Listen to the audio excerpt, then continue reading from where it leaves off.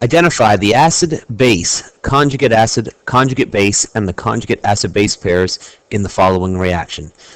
CO3 2- plus H2O make HCO3- plus OH-. So it's important to remember that a Bronsted Lowery acid is the chemical that donates a proton, and a proton is really just an H plus ion. The base is the chemical that accepts that proton. So when we look at this formula, CO3 2- has no H's in it, so it can't possibly be donating an H+. However, when we look on the other side of the equation, we see that we have an HCO3 on the other side, which implies that that CO3 2- must have accepted a proton in order to turn into HCO3, and so by definition of a Bronsted Lowery base, CO3 must be the base, since it accepted that proton.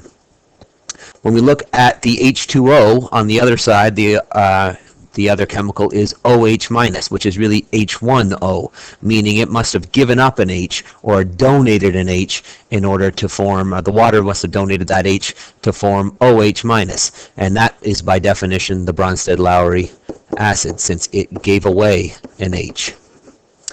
On the other side of the equation, we see the HCO3-, which is what the base turned into. It accepted that H to turn into HCO3, and so that makes it the conjugate acid, since if the reaction went the other way, it would donate that H back, which would therefore make it an acid. So we call the conjugate acid what the base turns into, and what the acid turns into is the conjugate base. Note that the conjugates are always on the product side, and then the Bronsted Lowery acids and bases are always on the reactant side.